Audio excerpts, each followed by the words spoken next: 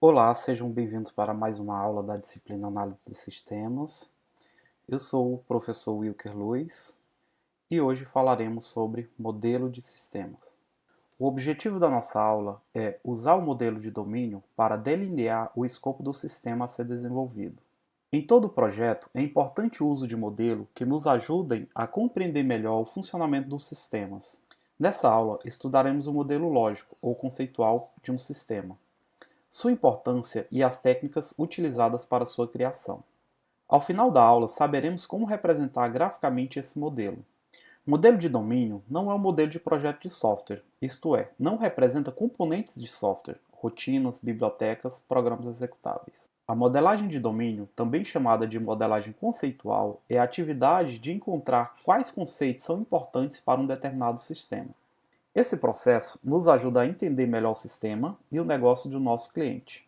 Ou seja, ajuda-nos a entender o que nosso cliente precisa para executar seu trabalho. Conceito é um objeto, uma coisa ou uma ideia. Por exemplo, um cliente, um estudante, um professor, matrícula, manutenção, um atendente, uma venda, entre outros. Um conceito, ele deve possuir símbolo, que são palavras ou imagens representando o conceito, uma intenção, que é a definição de um conceito, e uma extensão, que é o conjunto de exemplos aos quais o conceito se aplica. Exemplos: pedido em um sistema comercial, jogador em um sistema de jogos, sala em um sistema de escola, quarto em um sistema de hotel. Utilizamos normalmente uma abordagem semelhante àquela utilizada para encontrar casos de uso. Por exemplo, uma reunião ou várias com o maior número possível de clientes interessados no sistema. Nessa reunião, devemos fazer um brainstorming para capturar todas as sugestões apresentadas pelos participantes. Em seguida, devemos trabalhar em grupo para discutir e justificar cada sugestão.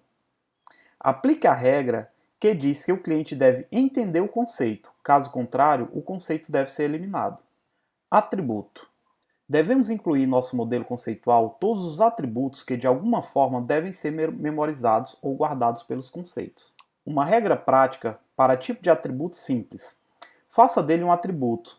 Se ele puder ser visto normalmente como um número, uma string, um boolean, uma data, etc. Caso contrário, represente como um conceito. Os atributos eles podem ser primitivos ou não primitivos. Serafini Cunha, 2010, apresenta as seguintes dicas para a identificação de atributos. Valores simples ou números geralmente são atributos. Se um conceito ou uma propriedade não podem fazer alguma coisa, ele é um atributo. Exemplo: tem um conceito chamado estudante em um determinado sistema. Após a reunião com os clientes, foram identificados dois atributos: nome do estudante e o curso do estudante. Porém, considerando que um curso não é um dado particular de estudantes, na verdade ele pode identificar várias outras coisas, como colégio, formação profissional, sala de aula e etc. Podemos pensar se o curso do estudante pode ser um atributo de estudante, ou um novo conceito. A regra é transformar em conceito tudo o que deixa dúvida em relação à sua classificação. Assim, curso de estudante será criado como um novo conceito em um modelo de domínio. Associações. A maioria dos sistemas que iremos desenvolver apresentará, no mínimo, alguns conceitos que terão algum tipo de relacionamento com outros conceitos. Podemos dizer que uma associação é um relacionamento entre conceitos, que indica uma conexão com significado e interesse definitivo. Por exemplo, um professor leciona uma disciplina. Vejam que a associação entre professor e disciplina é feita através do leciona, através dessa ligação. Já no exemplo abaixo, temos a classe estudante e a classe curso, tendo como associação escolhe, ou seja, estudante escolhe curso. Já logo abaixo temos a classe prova, o que quer dizer que o estudante faz prova. Usamos a definição de multiplicidade ou cardinalidade para definir a quantidade de relacionamentos que podemos identificar entre dois conceitos num certo sistema. Exemplo: entre os conceitos professor e disciplina, temos a associação leciona. Dizemos então que sua cardinalidade é de 1. para muitos, porque um professor pode lecionar muitas disciplinas. Um outro exemplo: entre os conceitos estudante e turma, temos a associação pertence a. Dizemos que a cardinalidade dessa associação é de 1 para 1, ou seja, um estudante só pode pertencer a uma turma. A UML e a representação do modelo de domínio. A UML apresenta sua maneira de representar graficamente as definições que estudamos nas sessões anteriores: conceito, atributo e associação. Essa representação gera um diagrama que chamamos de modelo de domínio, ou modelo conceitual da UML. Representação de conceitos e atributos. Vejam que temos um retângulo dividido em 3 partes, onde, na parte de cima, colocamos o nome do conceito. Na parte do meio, colocamos os atributos do conceito. No modelo conceitual, a parte de baixo está sempre em branco, pois nela colocamos os comportamentos do conceito que não são analisados nessa etapa. Representando associações. As associações são representadas por linhas que ligam os dois conceitos. Cada associação deverá receber um nome. Os números em cada lado da linha descrevem a cardinalidade ou multiplicidade da associação e nos informam quantas instâncias de cada conceito podem existir. De cima para baixo, vemos que o primeiro conceito será de 0 ou muitos. Já no segundo, 1 ou muitos. No terceiro, de 1 até 40. No próximo, exatamente 5. E logo abaixo, exatamente 3, 5 ou 8. Exemplo, em um sistema hospitalar, temos 4 conceitos: médico, paciente, medicamento e equipe. Isso dentro do modelo conceitual. Para a elaboração do modelo conceitual, devemos seguir algumas regras.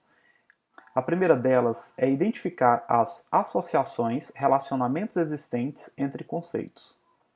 Uma boa técnica é fixar um conceito e considerar as relações com os outros conceitos. Exemplo: médico e paciente estão relacionados? A resposta para essa pergunta é sim. Cada médico atende um ou mais pacientes. Uma outra pergunta: médico e equipe estão relacionados? A resposta para essa pergunta, dentro do nosso sistema: sim, cada médico dirige uma equipe médica. Uma outra pergunta que poderá ser feita: médico e medicamento estão relacionados? Resposta: sim, cada médico prescreve um ou mais medicamentos. O modelo final para esse conceito é: o médico atende paciente, ou seja, um médico pode atender a vários pacientes. Perceba que esse vários pacientes é representado pelo asterisco. Já o paciente, dentro do conceito médico, é representado por um número 1. Ou seja, um paciente pode ser atendido por um médico, mas o médico pode atender de 0 a vários pacientes. Já a relação do médico com a equipe, nesse caso, o médico dirige uma equipe, ou seja, o médico dirige uma equipe. Veja que uma equipe também é dirigida pelo médico. Já em relação aos medicamentos, o médico prescreve medicamento, ou seja, ele pode prescrever 0 ou vários medicamentos. Já o medicamento, ele deverá ser prescrito por um médico. Na aula de hoje, conhecemos o modelo conceitual e seus principais componentes: conceito, atributo e associação. Vimos que esse modelo nos apresenta uma visão gráfica e global da relação existente entre os conceitos de um sistema, além de seus atributos. Estudamos também que as associações entre os conceitos podem ser uma ou várias, e que elas indicam a cardinalidade da ocorrência do relacionamento entre dois conceitos. Aprendemos como representar graficamente todos os elementos do modelo e ainda como montar o diagrama final.